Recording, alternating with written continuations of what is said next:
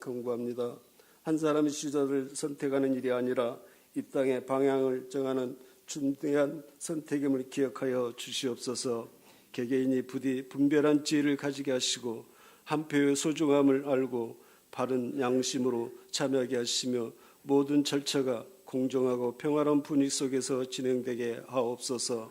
또한 하나님을 경외하며 국민을 위하여 헌신할 수 있는 지도자가 세워지게 하시고 그로 인해 이 나라가 더욱더 건강하고 성숙한 나라로 사회로 나가게 하여 주시옵소서.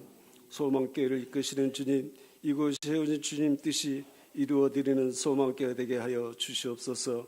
복음을 전한 일에 더욱 힘쓰게 하시고 말씀 안에서 날마다 자리잡고 변화되는 공동체가 되게 하여 주시며 공동체 안에 소외된 이가 없게 하시고 서로 아픔을 품어주고 기쁨을 함께 나눠주는 가족과 같은 교회 되게 하시며 다음 세대를 말씀으로 양육하는 교회 되게 하시고 주일학교 교사들과 모든 부서의 사역들에게 새로운 힘과 지혜를 더하여 주옵소서. 말씀을 가르치는 이들 눈물과 인내로 헛되지 않도록 그 가르침 위에 열매를 맺게 하여 주시옵소서. 예배에 참여한 성도들의 삶을 기억하여 주시며 병상에 있는 이들에게 치료의 은혜를 주시고 지친 자들에게는 위로를, 길을 찾는 이들에게는 분별의 지혜를 허락하여 주옵소서.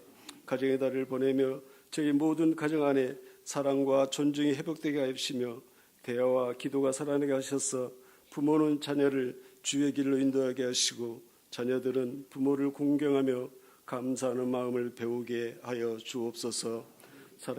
혼자 살아가는 이들에게도 주님의 사랑과 교제가 끊이지 않도록 채워 주시옵소서. 말씀을 듣습니다. 다니엘 시우신 목사님 강건하게 붙드시며 성령 충만함을 주셔서 그 입술을 통해 전해지는 말씀이 단지 지식이나 정보가 아니라 각 사람의 마음을 변화시키는 생명의 말씀이 되게 하시며 한 주간 말씀을 준비하신 수고를 기억하시고 성령으로 충만하게 하시며 말씀 듣는 모든 이들이 마음을 열고 반응하는 시간이 되게 하여 주시옵소서. 목사님 사역 위에 하늘의 힘과 지혜를 더하시고 가정과 삶을 평안으로 지켜 주시옵소서. 예배를 위해 헌신한 모든 손길을 기억하시고 축복하여 주셔서 선한 영향이 나타난 데 부족함은 지체들이 될 수 있도록 도와주시옵소서. 찬양대와 찬양이 하늘에 닿게 하시며 온 하늘의 영광이 되게 하시며 하나님 홀로 영광 받아 주시옵소서. 우리를 구원하신 예수 그리스도 이름으로 기도드렸습니다. 아멘.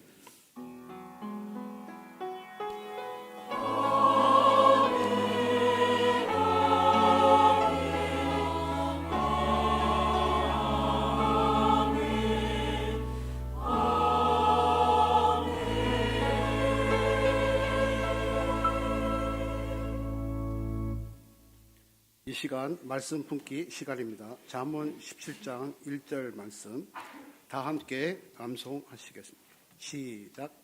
마른 떡 한 조각만 있고도 화목하는 것이 제육이 집에 가득하고도 다투는 것보다 나으니라. 아멘. 오늘 우리에게 주시는 하나님의 말씀은 베드로전서 2장 18절부터 21절까지 말씀입니다. 베드로전서 2장 18절부터 21절까지 말씀. 하나님의 말씀입니다. 사환들아 범사에 두려함으로 주인들에게 순종하되 선하고 간용하는 자들에게만 아니라 또한 까다로운 자들에게도 그리하라. 부당하게 고난을 받아도 하나님을 생각함으로 슬픔을 참으며 이는 아름다우나 죄가 있어 매를 맞고 참으면 무슨 칭찬이 있으리요. 그러나 선을 행함으로 고난을 받고 참으면 이는 하나님 앞에 아름다우니라. 이를 위하여 너희가 부르심을 받았으니 그리스도도 너희를 위하여 고난을 받으사 너희에게 본을 끼쳐 그 자체를 따라오게 하려 하셨느니라. 아멘.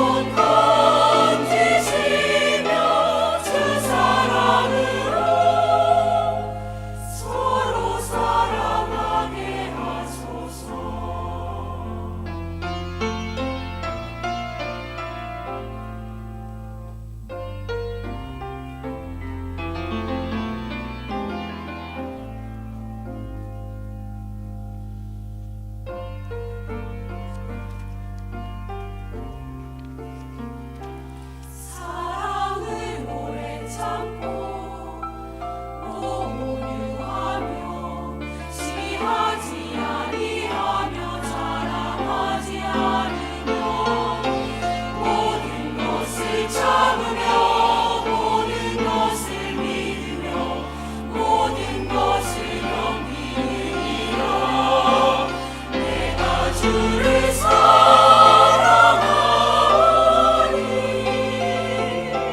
그 사랑을 베풀게 하시고 우리 영혼 건지시며 그 사랑으로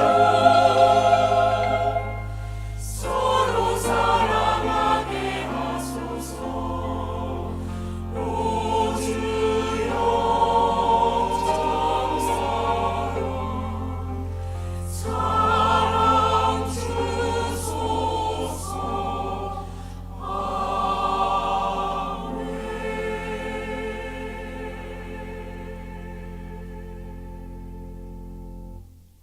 아멘. 감사합니다. 여러분 사랑합니다. 축복합니다. 네, 저는 저의 사랑합니다. 축복합니다. 감사합니다. 행복합니다.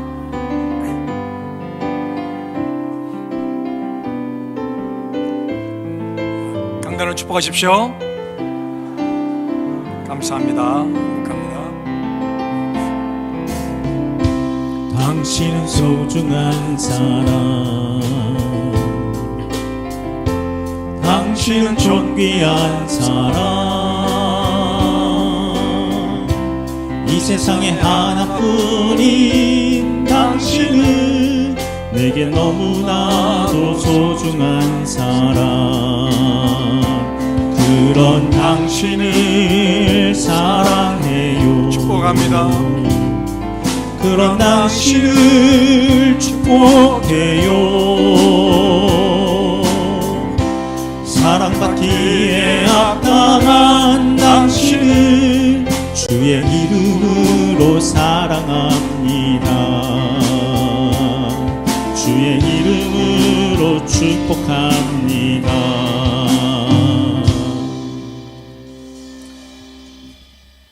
오늘 기도에 진실함이 자리 잡게 달라. 아유, 가슴이 얼마나 뭉클한지요. 대한민국에 진실함이 자리 잡는다면. 그렇죠? 그리고 오늘 또 저는 그런 엽서 한 장을 받았어요. 쭉 내용에 이런 구절이 있더라고요.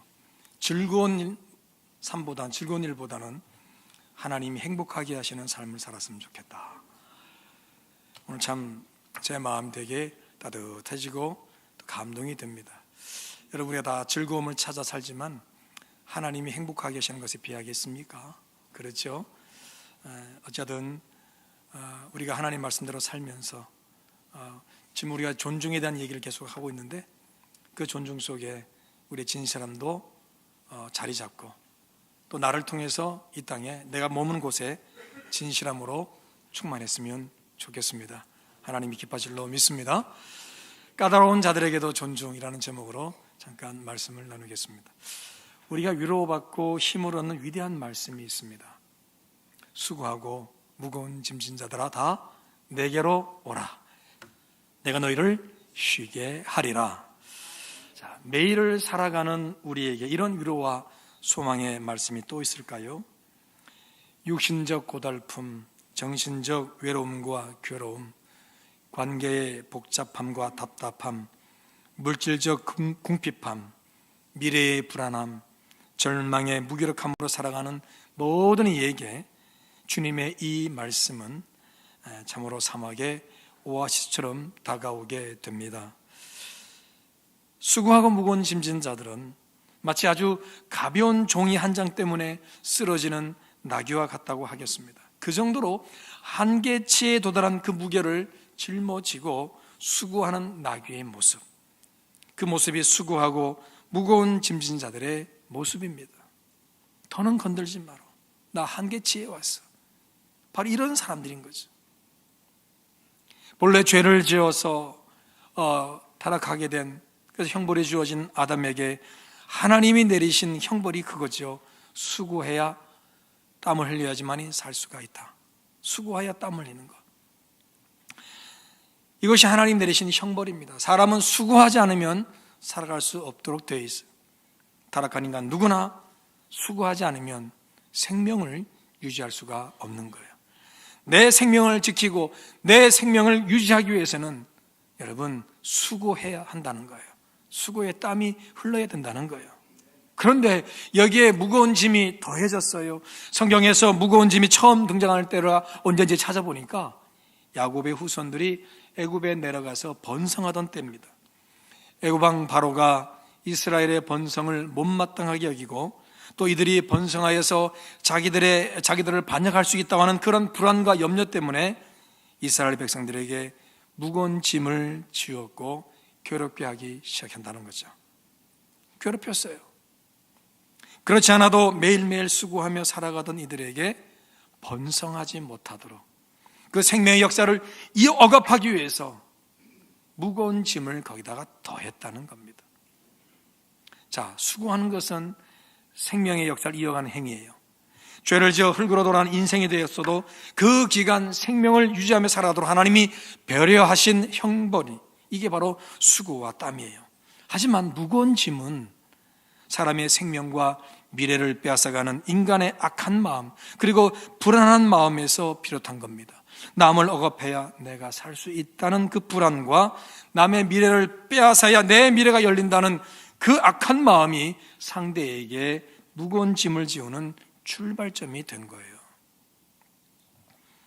때문에 수고하고 무거운 짐을 진 자는 생명을 위해 수고하지만 동시에 자기의 생명을 빼앗고 미래를 빼앗으려고 하는 그 위협에서 벗어내려 애쓰는 모든 자, 이들이 바로 수고하고 무거운 짐을 진 자들이죠. 우리 모두 다 여기에 포함된 줄로 압니다. 오늘 하루 열심히 살지만 내일을 또 보장받지 못하고 소위 말해 세상에 언제 내가 잘릴지도 모르고 이런 염려 불안들, 그래서 수고하고 무거운 짐을 매일매일 어깨에 짊어지고 온몸에 짊어지고 살아가요. 여기에 무슨 평안이 있으며 무슨 안식이 있겠습니까? 이 세상에 근심된 일이 많고 참 죽을 일이 쌓였구나. 이 찬양처럼 결국 우리는 곧 평안이 쉬리로다 이것을 고대하며 살아가지 않습니까? 주님은 이런 우리 인생에게 놀라운 말씀을 주시네요. 내게로 오라 내가 쉬게 하리라. 쉬게 하신다, 이 말씀은 참으로 우리 인생을 존중하시는 우리 주님의 마음이에요. 여러분, 쉬게 한다는 이 말의 의미가 궁극적인 뜻이 이겁니다. 소생과 회복이에요. 소생과 회복, 본래의 가치대로 본질의 모습으로 회복하는 것, 이것이 바로 쉬게 하신다는 주님의 의도인 거예요. 그냥 피곤하니 쉬어라가 아니라 본질의 모습으로 본래의 가치대로 회복시켜 주신다는 거죠. 무엇이든 함께하며 사용하다 보면 시간과 함께 다 낡아집니다. 사람도 마찬가지죠. 피부의 노화, 치아 문제, 굽고 허리가 약해지며 눈이 어둠침침해지고 소화기관 등을 포함한 여러 기능이 다 약해지지 않습니까? 청춘이 좋다는 말은 바로 그 시절이 가장 건강하고 좋았던 시절이기 때문입니다. 저도 한번 제 인생의 전성기가 언제냐 했대 아마 따져보니 35쯤이었을 것 같아요. 그때는 뭘 해도 잘 됐고 제 인생이 가장 열정으로 충만했던 시간이었던 것 같아요. 여러분, 우리가 천국에서 안식한다고 할 때 우리의 모습은 어떻게 될까요? 한번 언급했던 천국보다 아름다운인가 드라마에 김혜자 씨가 천국 갔는데 몇 살로 가나요? 남편이 죽기 전에 세월이 흐를수록 당신은 더 이쁘다고 그 말에 속아가지고 70인가 80인가 그 얼굴로 갔더니 남편은 새파랗게 젊은 사람이더라 이거죠. 저도 그렇게 생각을 해요. 바로 하나님이 우리에게 주셨던 최고의 모습으로 회복된 그런 모습으로 우리가 천국에서 안식하지 않을까 싶습니다.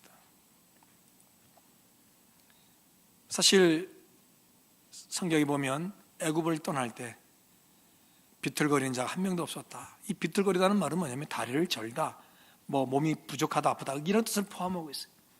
여러분, 장정만 60만 3,550명 가운데 그 가족들 중에서 아픈 사람이 없었을까요? 몸이 요만큼 불편한 자가 없었을까요? 오히려 제사장, 레위 사람 중에 제사장의 직분을 감당하지 말아야 될 사람들은 여러 가지 몸에 결함이 있는 사람은 하지 말라고 되어 있단 말이죠. 레위 지파만 해도 몸이 불편한 사람들이 있는데, 그런데 장정만 60만 명이 넘는, 그러므로 한 200만 명 되는 그들 틈에서 몸 아픈 사람이 단 한 명도 없었을까요?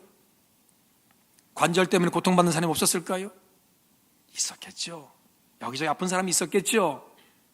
그런데 성경은 한 사람도 비틀거리는 자가 없었다. 저는 그걸 기적이라고 보는 거예요. 애굽을 떠날 때 모든 아픈 자도 치유받지 않았을까? 왜? 그래야지만이 그 광야길을 걸어갈 수가 있으니까요. 그것 때문에 순종해서 나오지 않았을까? 저는 그렇게 생각해요. 이미 애굽을 떠나는 그 자체가 하나님의 놀라운 능력 가운데 사람의 힘으로 권력으로 감당할 수 없는 하나님의 역사이기 때문에 그 일에 순종하는 모든 자에게 하나님은 한 사람도 비틀거리는 자 없도록 인도해 주셨다면 아픈 자가 없었을 거로 저는 믿습니다. 그것이 바로 하나님의 나라로 한다면 우리가 하나님 앞에서 안식할 때는 최고로 좋은 모습으로, 회복된 모습으로, 하나님이 나에게서 가장 보시기에 좋다고 인정하셨던 그 모습으로 우리가 하나님 나라에서 삶을 살지 않을까 생각해 봅니다. 믿으면 좋을 줄로 압니다. 저는 그렇게 될 줄로 기대합니다. 믿습니다. 여러분, 수고와 무거운 짐은 우리를 창조하실 때 하나님의 계획이 원래 없었어요. 그러나 죄로 인해 수고하게 되었고요, 타락한 인간의 마음으로 무거운 짐을 지게 되어 이렇게 늙어가고 죽는 것이 당연한 운명처럼 되었습니다. 때문에 우리는 하나님이 우리에게 주신 본래의 모습을 잃어버렸기 때문에 다른 말로 소생과 회복의 대상이 된 겁니다. 그래서 예수님이 이 땅에 오셔서 우리 모든 죄를 대신하여 십자가에 달려 죽으셨습니다. 그 예수님을 영접하는 자, 곧 예수님께 와서 예수님을 믿는 자는 소생하고 회복하는 쉼의 축복, 안식의 은총이 주어지게 되는 것입니다. 여러분, 히브리서 4장에 이런 말씀이 있네요. 함께 읽어볼까요? 시작. 이미 믿은 우리들은 저 안식에 들어가는도다. 아멘. 그 안식은 온전히 회복되고 소생된 그 모습인 거죠. 어떤 사람이요? 믿은 우리들인 거죠. 저 여러분에게, 예수님 믿는 저와 여러분에게 이 안식이 예배된 줄로 믿으시기를 축복합니다. 감사하게도 소생과 회복이라는 쉼의 축복을 주시려 우리 주님이 내게 오라고 초청하셨잖아요. 그런데 그 분이 하나님이 아닌 사람의 모습으로 이 땅에 오셔서 우리 안에 거하시는 인간 예수님이 되어 주셨다는 겁니다. 우리가 예수님처럼 되어야 안식을 얻는 것이 아니라 주님이 우리의 수준으로 내려오셔서 우리에게 쉼을 주신다는 말씀입니다. 이게 다 우리를 향한 주님의 배려이지요. 여러분, 꼬맹이들과 만날 때 우리 어떻게 합니까? 개를 들어서 높은 데 앉혀놓고 눈높이를 맞춥니까? 아니면 우리가 무릎을 꿇습니까? 자유대로 하시지만은 대체적으로 보면은 아이 앞에 어른들이 다 공손하게 무릎을 꿇더라고. 눈높이 해주는, 그게 바로 존중이고 사랑의 마음, 배려 아니겠습니까? 우리 주님이 바로 그와 같으셨다는 거예요. 예수님처럼 되어야 하는 것은 우리가 예수님의 수준까지 올라가는 것, 그걸 말하겠지만, 예수님이 사람이 되어 오신 것은 우리가 올라갈 필요 없이 예수님께로 다가가기만 하면 되는 것을 말합니다.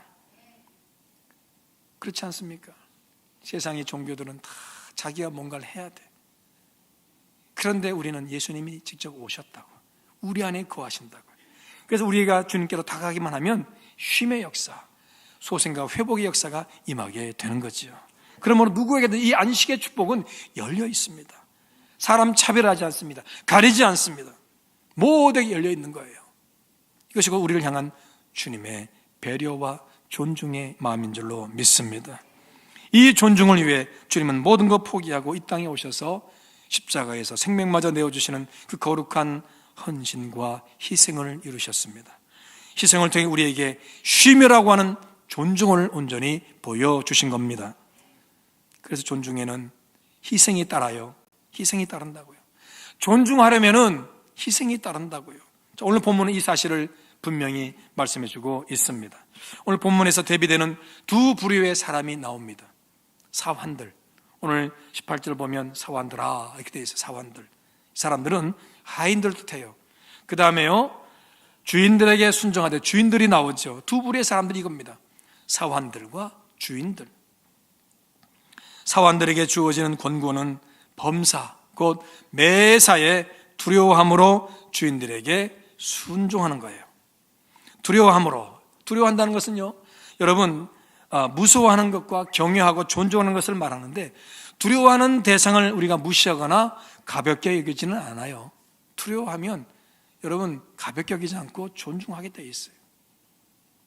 제가 지금은 커피를 마십니다만은 커피를 안 마시던 시절에 제가 개성을 갔습니다. 개성을 갔는데 세상에 북한군 장교랑 만나서 앞을 쳐다보면서 앉게 된 거예요. 신고는 하지 마세요. 합법적으로 제가 갔으니까. 그런데 이 사람이 뭘 주느냐? 맥심 커피를 주더라고. 근데 제가 듣고 갔어요. 북한 사람들이 뭘 부탁하거나 뭘 이렇게 하면 다 들어주라고. 무시하는 걸 되게 싫어하고. 그런 말에 내가 이 국경을 넘어갔다 못 넘어올 수도 있겠다 이런 생각이 들어가지고 얼마나 그 사람이 나한테 좀 불편한지요. 두렵더라고. 그 사람이 동무는 커피 안 드십니까? 그러더라고. 냉큼 먹었죠, 제가. 냉큼 먹었어요. 두려움은 여러분, 두려우면 그래요. 가볍게 여기지 않아요. 두려우면 나를 좀 희생해서라도 뭘 하게 돼 있어요. 그렇게 여러분 존중하래요. 그런 마음을 가지고. 그러니까 결과적으로 사환들은 어떤 상황에도 주인들을 존중하는 마음으로 계속 그렇게 살라는 거예요. 그 존중을 품고 순종하는 것이 그리스도인 사환들의 태도임을 말씀합니다. 그러나 이 사환들이 마주할 주인들 역시 또 두 부류로 나뉩니다. 선하고 관용하고 그런 좋은 주인이 있는가 하면 까다로운 주인이 있다고 말씀하죠. 말 그대로 선하고 관용하는 주인은 착하고 너그러운 좋은 사람입니다. 이들에게는 얼마든지 순종할 수가 있어요. 하지 말라고 해도 순종할 거예요. 반면 까다로운 주인도 있는데 이 까다롭다는 말은 잘 들어보세요. 이 까다롭다는 말이 아유 까칠하다 그 정도가 아니라 뜻을 찾아보니 그렇더라고요. 비뚤어지고 파렴치하며 불의하고 정직하지 못하고 정의 없는 것. 야, 여러분 여기다 정의라 좀 있으면 좀 만날만 할 텐데 정도 없다네. 이 단어를요, 비뚤어지고 파렴치하고 불의하고 정직하지 못하고 정의 없는 이 까다롭다는 이 말이 성경 다른 데서는 이렇게 또 번역해요. 패역하다, 그리고 어그러지다. 제대로 된 길을 몰라요. 진실한 길을 몰라요. 자기 이익이라면, 자기 생각이라면 수단 방법 안 가리고 모든 걸 해내려고 하는 이런 것 어그러지는 거예요. 그러니 이 까다로운 주인을 좀 더 피부에 와닿는 단어로 이렇게 표현한다면 괴팍하고 불공평하고 악하고 포악하며 부당한, 그래서 가혹한 주인을 뜻하는 거예요. 까다롭다. 까칠하다는 정도가 아니에요. 괴팍하고 불공평하고 악하고 포악하며 부당하고 그리고 가혹한 사람이에요. 여러분 같으면 이런 자를 존중할 수 있겠습니까? 이런 사람을 위해서 일하고 싶으실까요? 많은 돈을 준다고 해도 함께 있는 것조차 싫어할 것 같아요. 저부터라도 그래요. 네. 말이 안 통하는 사람은 있고 싶지가 않아요. 문제는 사환들이요. 이 사환들이 자기가 마음대로 떠나고 주인 바꿀 수 있는 그런 종류의 사람이 아니라는 거죠. 그 집안에 있는 종들을 가리키는 거예요. 그 집안에 있는 종들. 그러니까 살기 위해서는 마음대로 주인을 바꾸거나 그 집을 떠날 수가 없는 사람들인 거죠. 뭔가를 바꿀 수 있는 여지가 전혀 없는 사람들, 이게 바로 사환들입니다. 이런 그리스도인 종들에게 그렇게 까다로운 주인이라도 존중하라고 말씀합니다. 여러분, 엄청난 희생을 해야 되지 않겠습니까? 참고 또 참아도 그래도 알아주지 않고 더 괴팍스럽게 더 폭력적으로 대하고, 여러분 그것을 감내하려면 그 자체가 희생인 거죠.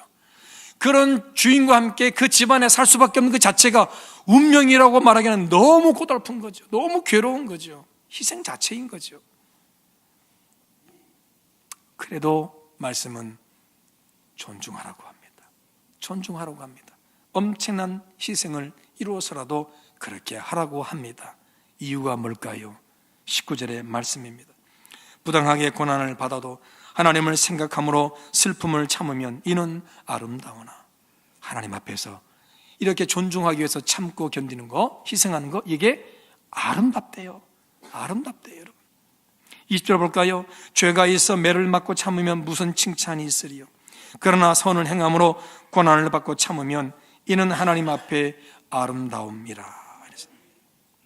두 단어가 나옵니다. 칭찬과 아름다움. 비록 부당하고 아주 고약하고 나쁜 주인에게라도 순종이라는 존중을 보이면 당사자인 나에게 하나님 앞에서 칭찬과 아름다움이라는 유익이 주어지게 된다는 말씀입니다. 그러니까 뭐겠어요? 희생, 존중하기 위해서 희생한다? 희생의 존중, 이것은 궁극적으로 나에게 좋은 보상으로 다가오게 된다는 겁니다. 지금은 간섭게 다 빼주는 것처럼 힘들고 어렵고 속상하고 분노 생기지만 그래도 하나님이 주신 권위를 가지고 그를 그렇게 희생함으로 존중하면 나에게 반드시 하나님이 주시는 좋은 보상이 임하게 된다는 것입니다. 믿으시기를 축복합니다. 그 보상의 첫 번째는 주님을 닮은 자로 인정받는 거예요. 주님을 닮은 자로 인정받는다. 21절 하반절을 보시면 그리스도도 너희를 위하여 고난을 받으사 너희에게 본을 끼쳐 그 자취를 따라오게 하려 하셨느니라. 우리 주님도 존중할 거리가 하나도 없는 우리를 존중하시려고, 그런 우리에게 안식을 주시려고 십자가 고난 당하셨잖아요. 이것이 본이 되어 우리가 그 자취를 따라가는 근거가 되었다고 말씀하는 거예요. 예수님이 나를 존중하시기 위해서 아무것도 아닌 나를 위해서 그렇게 희생하며 죽으셔서, 그래서 회복과 소생이라고 하는 쉼의 존중을 보이셨다면 우리 역시 그 정도는 아니더라도 희생하면서 예수님 닮아가도록 그렇게 존중할 필요가 있지 않겠나? 그것이 예수님 닮아가는 모습이 아니겠는가? 그 말씀을 하고 있는 거예요. 자, 여러분, 예수님 우리를 존중하셔서 이루신 구체적 희생의 내용이 23절, 24절 함께 읽습니다. 시작. 욕을 당하시되 맞대어 욕하지 아니하시고 고난을 당하시되 위협하지 아니하시고 오직 공의로 심판하시는 이에게 부탁하시며 친히 나무에 달려 그 몸으로 우리 죄를 담당하셨으니 이는 우리로 죄에 대하여 죽고 의에 대하여 살게 하려 하심이라. 그가 채찍에 맞음으로 너희는 나음을 얻었나니. 아멘. 나음을 얻었다는 이 말이 아까 말씀드린 소생과 회복의 의미가 될 줄로 압니다. 존중인 거예요. 쉼의 역사가 주위에 우리 주님 그렇게 존중하신 거예요. 그런데 어떻게 존중하셨는가? 억울하고 분해도 맞대어 욕하지 않으셨다. 맞대어 욕하지 않으셨대. 고난받으실 때 자기의 권세로 위협하지 않아요. 여러분, 천하 만물을 다 창조하시고 주관하시는 분이 예수님이신데 그 권세에 쓴 분이 여러분 빌라도의 권세 앞에서도 함부로 예수님의 권세를 쓰지 않으셨어요. 오직 하나님께 모든 것을 다 부탁하셨어요. 묵묵히 십자가에 달려 우리 죄를 담당하셨어요. 우리로 의에 대하여 살고 채찍에 맞음으로 나음을 얻는 소생과 회복의 은총, 쉼의 축복을 허락해 주셨습니다. 우리는 여러분 억울하면 못 견디잖아요. 분하면 또 못 견디잖아요. 뭐라도 하고 싶은 마음 막 들끓잖아요. 그런데 나보다 힘이 있는 자, 나보다 권세 있는 자 앞에서는 우리가 억지로도 참을 수 있지만 나보다 못한 자가 그렇게 되면 우리는 또 견디기 힘들어요. 그런데도 주님은 안 하셨다는 거죠. 그냥 다 그걸 모욕이라 할지라도 다 받으셨다는 거예요. 우리가 비록 십자가에 달리는 것까지는 아니더라도 십자가를 지신 주님처럼 우리가 존중을 위해 희생할 때 우리는 예수님을 닮은 예수님 같은 자가 되는 줄로 믿습니다. 보세요. 마태복음 10장에 보니까 제자가 그 선생 같고 종이 그 상정 같으면 족하도다. 예수님만 같아도 충분하다는 거죠. 여러분, 제자가 선생만 하다 그러면 최고라는 거죠. 그래, 우리가 예수님만 닮아도 이건 최고라는 거예요. 유명 연예인이나 유명 인사를 닮았다는 말만 들어도 기분 좋지 않습니까? 저도 한때 여러분, 거짓말 아닙니다, 저보고 한석규 닮았다 그러더라고. 조금 분위기 났네요. 오전에 입이 이렇게 나오더라고. 한석규가 지나가니까 최수성 닮았다 그러더라고. 괜찮지요? 근데 조금 바뀌더라고요. 송강호 닮았다 그러더라고. 조금씩 공감하는 분들이 생긴 것 같은데, 그 다음에 강호동. 마지막으로 정말 힘들었던 건데 김정은 닮았다 그러더라고. 저 위에는. 저는 저이지만 누구 닮았다는 말에 기분이 좋기도 하고 나쁘기도 하더란 말이죠. 유명한 사람, 모두 인기 있는 사람 닮았다면 기분 좋잖아요. 하물며 하나님 앞에서 야, 너 예수님 닮았네, 예수님처럼 잘 살았네, 그렇게 여러분 우리가 칭찬받는다면 이보다 더한 영광과 보람이 어디에 있겠습니까? 아멘이죠, 여러분? 그래요. 나아가 예수님의 존중으로 쉼의 역사, 소생과 회복의 역사가 임한 것처럼 예수님을 닮은 존중을 보이는 나에게 여러분 소생과 회복의 은총이 임한 줄로 믿습니다. 그리고 그런 나를 통해서 다른 이에게도 같은 은혜의 역사가 임할 줄로 믿습니다. 그렇게 존중의 보상이 생명을 살리고 감동과 기쁨, 행복으로 주어지는 것이란 말씀입니다. 존중할 필요가 있겠죠. 아멘인가요? 두 번째는요, 하나님 보시기에 아름다운 것이라고 인정받는 거예요. 아름답다, 이것은 창조를 완성한 후에 나타난 하나님의 반응입니다. 보시기에 좋았더라, 보시기에 심히 좋았더라, 아름답다는 거죠. 하나님은 아름다움을 누리시려고 세상을 창조하신 것 같아요. 그게 하나님의 첫 번째 반응이었으니까요. 희생을 통해서라도 존중하는 것을 하나님은 아름답다고 하시니까 당연히 존중을 위해 희생을 마다하지 않는 자를 위해 하나님은 그 모든 상황과 결과가 아름답도록 창조의 축복을 주실 줄로 믿습니다. 이걸 다른 말로 모든 일이 합력하여 선을 이루는 것. 여러분, 선이 뭐겠어요? 이게 바로 아름답다는 거거든요. 그리고 이것이 보시기에 심히 좋다는 말이거든요. 그러니까 우리가 좀 희생하면서라도 존중을 표하면 하나님 앞에 그게 아름다워요. 근데 내 상황은 하나도 아름답지 않아. 그렇다면 하나님은 아름답도록 창조의 역사를 부어주신다는 거죠. 한 회사에서 부사장 후보 1순위에 있던 성도가 있어요. 모든 동료가 그가 승진 자격이 있다고 인정할 정도로 반드시 부사장은 저 사람이라고 다 인정하고 사내에 소문이 파다하게 다 퍼진 거예요. 그런데 결과적으로 발표 보니까 다른 사람이 부사장이 된 거예요. 이 성도가 흑인이라는 이유 때문에 능력 같은 거 보지 않고 피부색이 검다는 그 이유만으로 부사장의 자리에 오르지 못한 거예요. 여러분, 부당하지요? 부당하지요? 그러니까 이 사람은, 이 성도는 법적 절차에 들어가려고, 고소하려고 준비 중이었어요. 그런데 하나님의 방식대로 살자는 담임 목사님의 설교를 듣고 하나님께 이 사건을 맡겨버렸어요. 그리고는 다음날 자기 대신에 승진한 그 동료를 찾아가서 진심으로 축하하면서 앞으로 내가 다 나의 상전으로 존중하며 따르겠습니다, 그렇게 했다는 거예요. 몇 주가 지난 어느 날입니다. 자기 회사보다 매우 큰 경쟁사에서 이 성도의 일하는 태도와 능력, 평판을 높이 평가했다면서 자기 회사로 이직할 것을 권유하는 거죠. 그런 단호히 거절합니다. 나는 내 회사를 사랑합니다. 내 회사가 나를 위해 최선을 다해줬습니다. 나도 최선을 다할 겁니다. 나는 안 만납니다.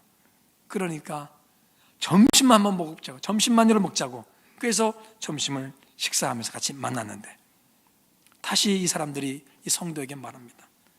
당신은 우리 회사에 꼭 필요한 인물이고 우리 회사 사람들조차도 당신을 매우 원하고 있습니다. 그러니 꼭 부인과 상의해서 자기 회사에 원하는 연봉 액수를 결정해서 일주일 후에 다시 만났으면 좋겠다고 제안합니다.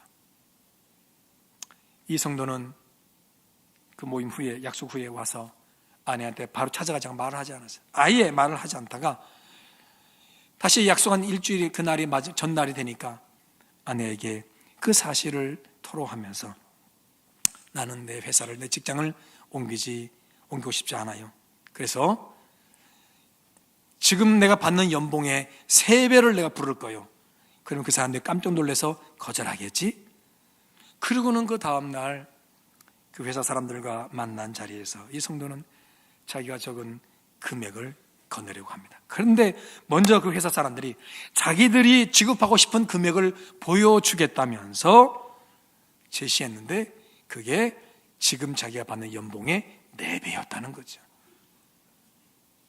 그럼 내밀 수가 있나요? 깜짝 놀라서 가만히 쳐다보고 있는데 이 사람들은 또 이 회사 사람들이 자기네 제의가 마음에 안 들어서 그런 줄 알고 더 높은 연봉을 부르면서 수당도 더 추구했다는 거죠. 이 성도는 나는 그리스도인입니다. 나는 내 교회도 사랑하고 그리고 내 회사도 사랑하고 그래서 이 모든 과정에서 나는 하나님 인도하심을 받고 싶다고 아내와 상의하고 함께 기도해서 결정하겠다고. 그리고는 아내와 함께 기도합니다. 성령께서 두 사람 모두에게 감동 주셨어요. 아들아, 네가 네 사건을 내 손에 의탁했으니 내가 너의 억울함을 풀어주겠다.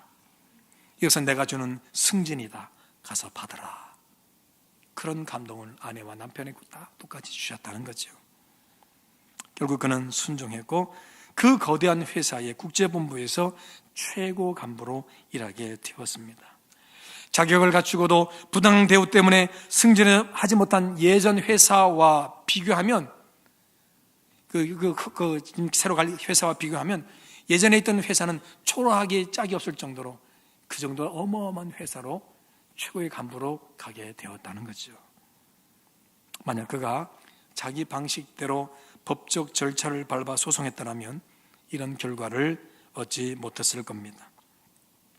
그는 부당 대우를 당했으나 하나님의 권위 그리고 목사의 권위를 인정하여 자기 방식 대신 하나님의 방식으로 처리하기로 결정하고 부당한 결정을 내린 회사의 모든 권위자를 존중하기로 결심하고 그렇게 존중했다는 겁니다.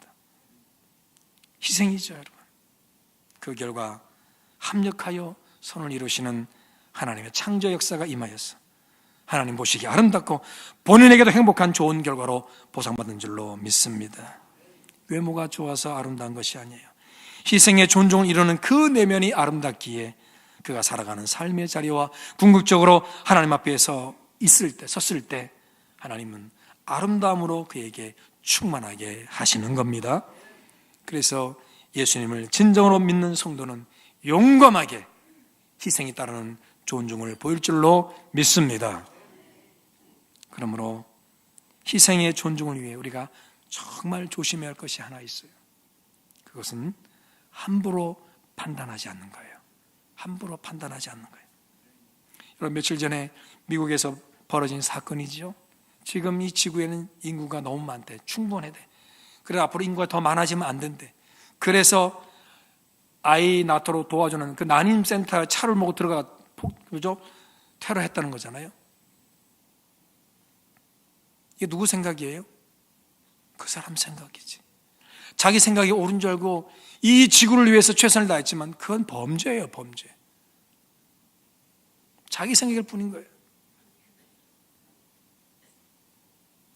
우리가 부당한 일을 당할 때 더더욱 우리는 우리만의 생각, 자기 판단에 빠지기가 너무 쉬워요.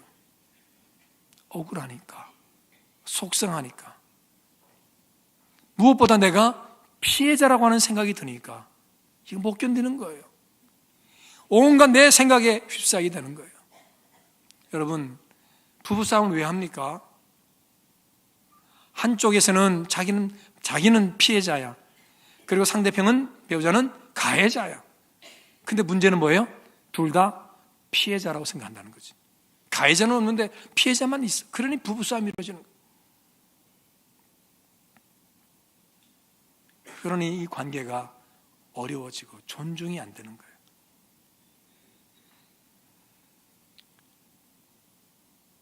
내가 피해를 본다 하는 생각을 들면 우리는 하지 말아도 되는 생각도 하게 되고 해서는 안 될 생각도 하게 되면서 심각한 오류에 빠질 수가 있는 거죠. 그러면 그런 마음속에 존중의 마음이 나오나요?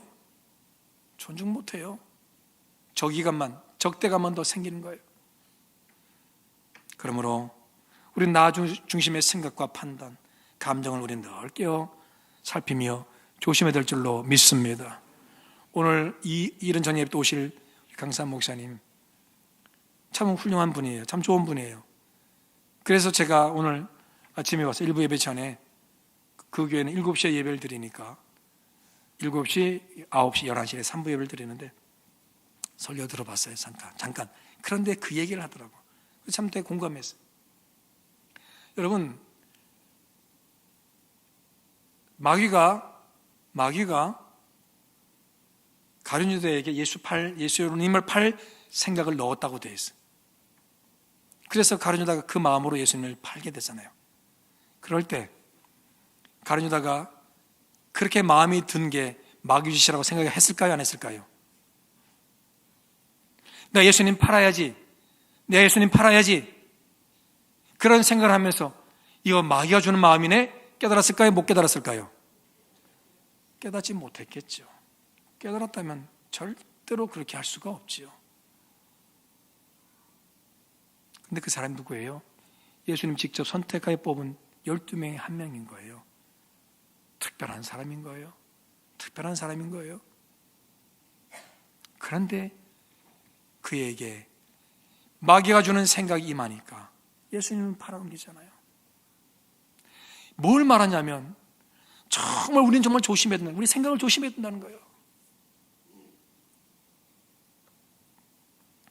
나 중심으로 생각하기 시작하면 거의 100% 하는 뜻이 아닐 가능성이 많아요. 그리고 마귀에게는 속아 넘어가기 100%예요.